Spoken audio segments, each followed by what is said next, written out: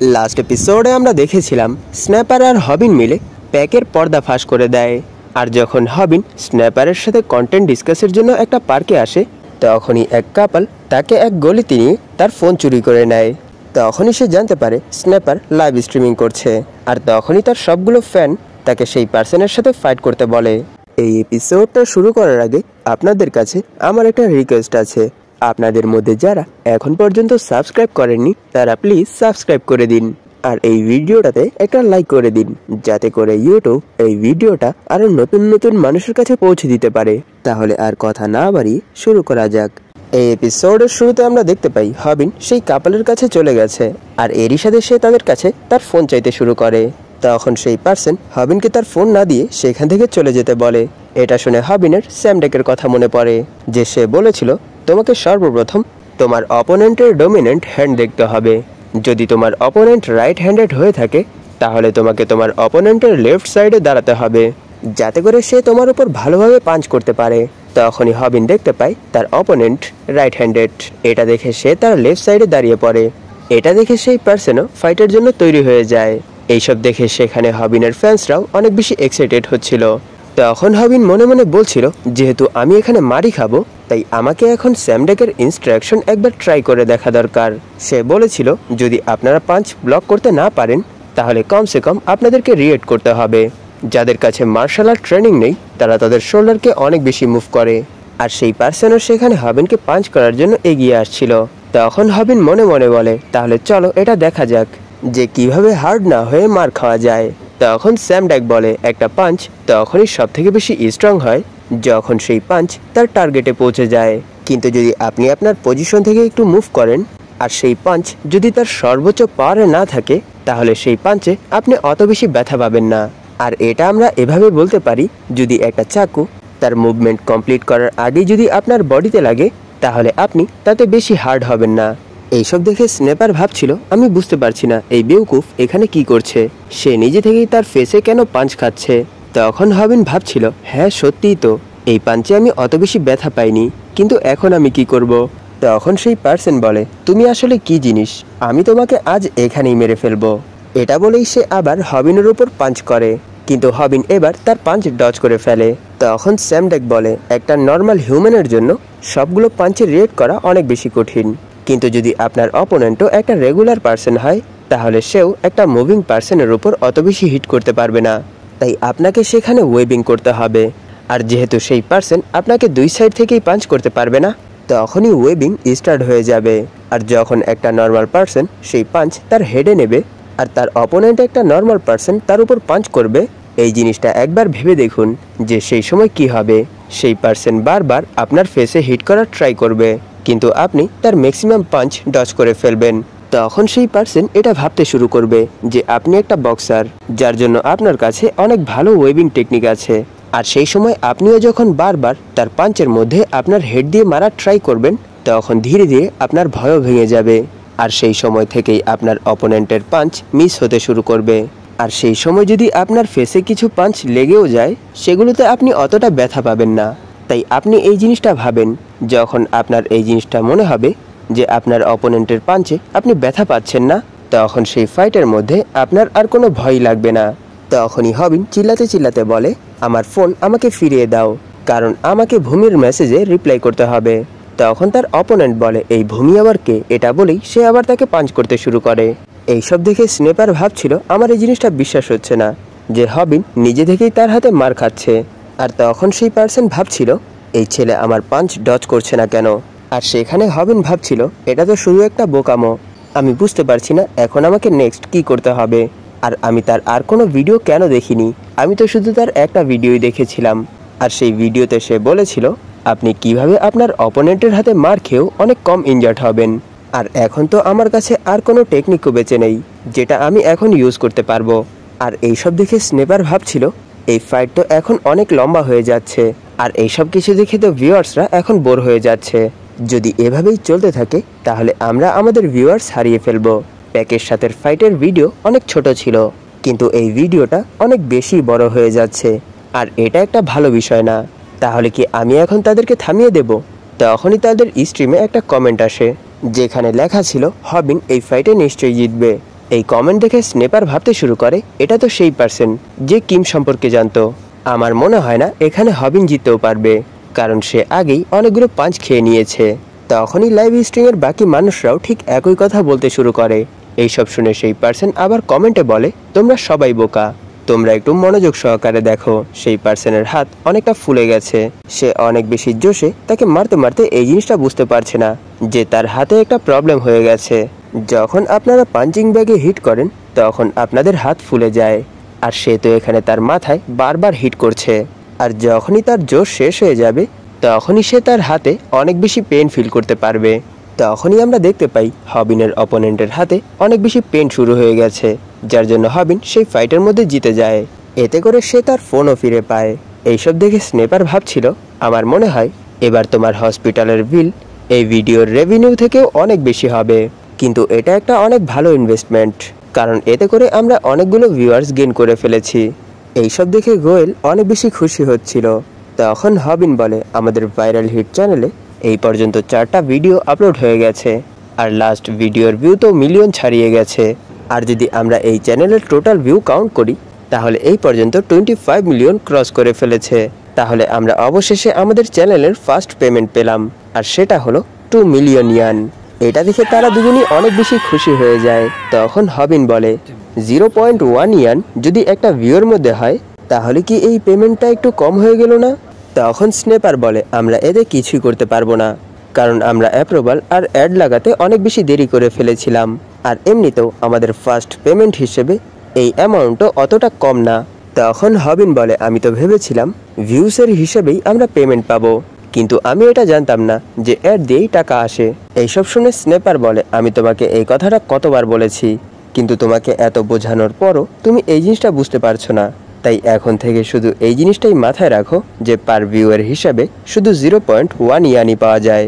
তাই এখন থেকেই আমাদেরকে শুধু ভিডিও আপলোড করতে হবে, আর এই জিনিসটা মাথায় রাখতে হবে যাতে করে কোনো সেন্সিয়েশন আমাদের ভিডিওতে চলে না আসে, কারণ ইউটিউব অনেক বেশি ডিপ। আর এখন পর্যন্ত আমরা আমাদের ভিডিওতে কোনো ইয়েলো মার্ক পাইনি, আর যখন কোনো ভিডিওতে ইয়েলো মার্ক চলে আসে তখন আপনারা সেই ভিডিও থেকে কোনো টাকাই পাবেন না। আর এই জিনিসটাকেই সবগুলো ইউটিউবার অনেক বেশি ভয় পায়। আর ইয়েলো মার্ক সবসময় সেন্সিয়েশন, এগ্রেসিভ আর ভায়োলেন্ট কন্টেন্টের উপর দেওয়া হয়। তখনই তারা সেখানে রুমিকে দেখতে পায়, আর সে সেখানে লাইভ স্ট্রিমিং করছিল। আর যখনই রুমি হবিনকে দেখে তখনই সে তার সাথে স্ট্রিম করার জন্য তার পেছনেই পড়ে যায়। এইসব দেখে স্নেপার হবিনকে নিয়ে সেখান থেকে পালিয়ে যায়। আর এর কিছুক্ষণ পর স্নেপার বলছিল এই জিনিসটা অনেক ভালো হয়েছে যে আমরা তার হাত থেকে বেঁচে গেছি, তা না হলে সে আমাদের সবগুলো ভিউয়ার্স চুরি করে নিত। আর তখন সেখানে হবিন একটা ট্র্যাক স্যুট দেখছিল, আর এরই সাথে সে ভাবছিল সত্যি এই ট্র্যাক স্যুট তো অনেক বেশি অ্যামেজিং, নিশ্চয়ই এর প্রাইস 30 অথবা 40,000 ইয়ান তো হবেই। আর এখন যেহেতু আমার কাছে কিছু টাকা চলে এসেছে তাই আমার মনে হয় আমি এটা অ্যাফোর্ড করতে পারবো। তখনই সে দেখতে পায় সেই ট্র্যাক স্যুটের প্রাইস 140,000 ইয়ান। এটা দেখে হবিন বলে এই প্রাইসে তো আমি এর মতো দেখতে 100 কিনতে পারবো, আর এখানে স্নেপারের স্যালারি তো 140,000 ইয়ান। আমি জানি না এরকম জিনিস কেই বা কিনবে। তখনই সে দেখতে পায় স্নেপার সেই ট্র্যাকিং স্যুটটা কিনে ফেলেছে। এটা দেখে হবিন ভাবছিল সে এটা কি করছে, সে কি এখানে মজা করছে?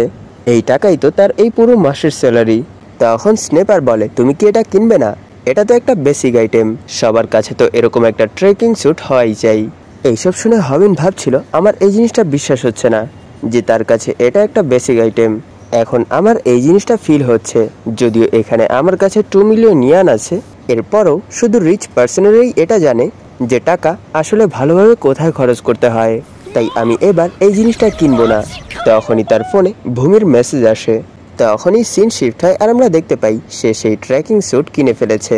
আর এরই সাথে সে ভাবছিল আমার এই জিনিসটা বিশ্বাস হচ্ছে না যে আমি এটা কিনে ফেলেছি, কিন্তু সবশেষে এটা আমার কিনতেই হলো।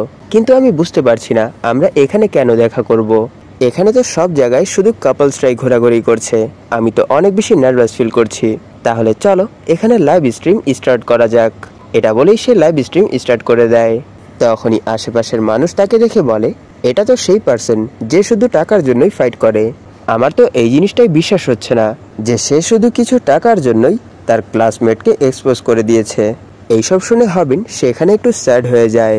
এটা দেখে তার ফ্যান্স তাকে চেয়ার্স করতে শুরু করে। এটা দেখে সে তার ফ্যান্সদেরকে ধন্যবাদ জানায়। তখনই সে দেখতে পায় এক মেয়ে সেলফি নেওয়ার জন্য তার কাছেই আসছে। আর এরপরের মুহূর্তেই সে বুঝতে পারে যে সেই মেয়ে তার সাথে সেলফি নেওয়ার জন্য আসছে না, তার পেছনেই এক ইউটিউবারের সাথে সেলফি নিতে আসছে। এটা দেখে সে সেখানে আবার অনেক বেশি স্যাড হয়ে যায়। তখন সেই ইউটিউবার বলে, আমার নাম জীবন আর আমি একটা ইউটিউবার। সত্যি তুমি তো অনেক বেশি বিউটিফুল, তাহলে কি আমি তোমার সাথে কিছু সময় কাটাতে পারবো? এইসব শুনে ভূমি তাকে মানা করে দেয়। এটা শুনে সেই পার্সন জিজ্ঞেস করে, তাহলে কি তুমি এখানে তোমার বয়ফ্রেন্ডের সাথে দেখা করতে এসেছো? তখন ভূমি বলে, আমি এখানে হবিনের সাথে দেখা করতে এসেছি। তখনই আমরা দেখতে পারি হবিন আর ভূমি একই রকম ট্রেকিং স্যুট পরে আছে। তখনই আমরা একটা ফ্ল্যাশব্যাক দেখতে পাই যেখানে হবিন বলছে, আমি সব সময় ফেমাস বাচ্চাদেরকে দেখে জেলাস ফিল করতাম। আমি অনেক বেশি শর্ট আর ভীতু ছিলাম, আর আমি পড়ালেখা আর স্পোর্টের দিক দিয়েও অনেক বেশি খারাপ ছিলাম, আর আমি কোনো রিচও ছিলাম না, যার জন্য আমি নিজেকেই অনেক বেশি ঘৃণা করতাম। আর আমি সবসময় এরকমটা ভাবতাম যে আমি অন্ততপক্ষে প্যাকের মতো ফাইট যদি শিখতে পারতাম তাহলে কতই না ভালো হতো। আমি সেরকমটাও করতে পারিনি, কারণ স্কুল সোসাইটিরই রিফ্লেকশন, যেখানে ফিট পার্সনেরাই সার্ভাইভ করতে পারে। আর এটাই নেচারের ল যে উইক অ্যানিমেল সবসময় স্ট্রং অ্যানিমেলের সামনে মাথা ঝোঁকাবে। আর এই জিনিসটা প্যাকের উপরও অ্যাপ্লাই হয়। আর আমি সব সময় কিমকে অনেক বেশি অ্যাডমায়ার করতাম, কিন্তু এখন আমার এরকম কিছুই মনে হচ্ছে না, কারণ এই সময় ভূমি আমার একেবারে সামনে দাঁড়িয়ে আছে। তাই এখন আমার এতে কোনো কিছুই যায় আসে না যে আমি কি কোনো পপুলার পার্সন নাকি কোনো উইক পার্সন। যদি আমি এই সময়টাকে এখানেই থামিয়ে দিতে পারতাম তাহলে কতই না ভালো হতো। তখনই আমরা দেখতে পারি গোয়েল তাদেরকেই ফলো করছে। তখনই সেখানে ভূমির হাতের সাথে হবিনের হাত টাচ হয়, আর এরই সাথে হবিন স্বপ্নের দুনিয়াতে চলে যায়। তখনই আমরা দেখতে পারি ড্রিম ওয়ার্ল্ডে হবিন ভূমির সাথে বিয়ে করে ফেলেছে, আর এরই সাথে তাদের দুটো বাচ্চাও হয়ে গেছে। আর এই লাইফে তারা অনেক বেশি হ্যাপি। তখনই তার মেয়ে তাকে ঘুম থেকে উঠতে বলে, আর এরই সাথে হবিন বলে, তাহলে কি আমি এখানে স্বপ্ন দেখছিলাম? আর এইসব দেখে ভূমি হবিনকে জিজ্ঞেস করে কি হয়েছে। তখন হবিন বলে, না কিছুই হয়নি, আমি তো শুধু একটু কম কথা বলি। এটা শুনে ভূমি একটু স্যাড হয়ে যায়। তখন হবিন ভাবছিল, তাহলে কি আমি এখানে কোনো ভুল কথা বলে ফেলেছি? আমার এই জিনিসটা বিশ্বাস হচ্ছে না যে আমার হাত শুধু তার সাথে টাচ হওয়ার সাথে সাথেই আমি স্বপ্ন দেখতে শুরু করে দিয়েছি। সত্যি আমি অনেক বড় এক ইডিয়েট। আমার মনে হয় এখন সে আমার সাথে বোর ফিল করছে। তখনই পাশ থেকে এক ছেলে বলে, আমার তো সেই মেয়ের জন্য অনেক খারাপ লাগছে, কারণ কোনো মেয়েই ছোট হাইটের ছেলেদেরকে পছন্দ করে না। এইসব শুনে হবিন ভাবছিল, আমি জানতাম এরকমটা হবেই। এটা ভেবেই সে তার জ্যাকেট খুলে ফেলে আর বলে, দেখো এখন আমরা ম্যাচিং হচ্ছি না। আর এরপর যখন তারা খাবার টেবিলে বসে তখন সেখানে ভূমি বলছিল, এই স্ট্রবেরি ডেজার্ট তো পুরো সোশ্যাল মিডিয়াতেই অনেক বেশি পপুলার, তাহলে অবশেষে আমি এটা খাওয়ার সুযোগ পেয়েছি। এইসব শুনে হবিন বলে, ও তাহলে এই কথা, আমি তো এই সম্পর্কে কিছুই জানতাম না। তখন ভূমি বলে, ও এরপর তাহলে তুমি কোথায় যেতে চাও? তোমার হবিসগুলো কি, আর তুমি কি কি জিনিস বেশি পছন্দ করো? তখন হবিন বলে, আমার বেশি কিছু পছন্দ না। এটা শুনে ভূমি আবার স্যাড হয়ে যায় আর জিজ্ঞেস করে, তাহলে বলো তুমি ফ্রি টাইমে মজার জন্য কি করো? তখন হবিন বলে, আমি বেশি মজা করি না। এটা শুনে ভূমি বলে, তাহলে চলো আমরা এখন এখান থেকে চলে যাই। আমি তোমার সাথে বাইরে এই জন্য এসেছিলাম কারণ আমি ভেবেছিলাম তোমার সাথে বাইরে ঘুরতে মজা হবে। হবিন, তুমি তো চ্যাটিং অনেক ভালোই করো, কিন্তু এভাবে সামনাসামনি তুমি আমার সাথে একটা কথাও বলনি। সব কথা শুধু আমিই বলে যাচ্ছি। হবিন, আমাকে এর জন্য ক্ষমা করে দিও, কারণ আমি এভাবে তোমাকে বাইরে ঘোরার জন্য ডেকেছিলাম। তখন হবিন বলে, আমি নিশ্চিত তোমার আমার সাথে ঘুরতে অনেক লজ্জা হচ্ছে। আমি আজ পর্যন্ত কখনোই কোনো মেয়ের সাথে বাইরে ঘুরতে যাইনি, আর সত্য কথা বলতে কি আমি আজ পর্যন্ত কোনো মেয়ের সাথে কথাও বলিনি, আর কখনো আমি এরকম কোনো ক্যাফেতেও যাইনি। আর আমি এটা জানি না যে এরকম সিচুয়েশনে মেয়েদের সাথে কিরকম ব্যবহার করতে হয়। আমার হবি ঘরে বসে ইউটিউব দেখা, আর এটা বলতে আমি এমবারেস ফিল করছিলাম। আর সত্য বলতে কি আমার তো কোনো ফ্রেন্ডও নেই, যার জন্য আমি সব সময় ছুটিতে আমার ঘরেই থাকি। আমারও তোমার সাথে খাবার খাওয়ার ইচ্ছা ছিল, কিন্তু আমি যখনই তোমার চেহারা দেখি তখনই আমি অনেক বেশি নার্ভাস হয়ে যাই। আমি তো সেই সময় এই জিনিসটাই বুঝতে পারি না যে আমি এত কিউট ফেস দেখবো নাকি খাবার খাবো। তখনই ভূমি বলে, থামো হবিন, তোমার এত বেশি ঘাম বের হচ্ছে কেন? এটা শুনে হবিন বলে, কারণ আমি রোদের সাইডে বসেছি। আমি ভেবেছিলাম এখানে বসলে তোমার অনেক বেশি গরম লাগবে। প্লিজ আমাকে এর জন্য ক্ষমা করে দিও, কারণ এটা আমি নিজে থেকেই ডিসাইড করেছিলাম। এইসব শুনে ভূমি অনেক বেশি খুশি হয়ে যায়। আর এইসব কনভারসেশন শেষ হওয়ার পর তারা সেখান থেকে বের হয়ে যায়। তখনই আমরা দেখতে পাই সেখানে গোয়েল বলছে, আমার চিতা, তুমি তো অনেক অ্যামেজিং কাজ করেছো। আর এরপর আমরা দেখতে পাই হবিনের সাথে হাঁটতে হাঁটতেই ভূমি তার একটা ফ্রেন্ডের সাথে কথা বলছিল। তখন হবিন ভাবছিল আমার তো তার সাথে ঘুরে এটা ফিল হচ্ছে যে আমি তার বয়ফ্রেন্ড।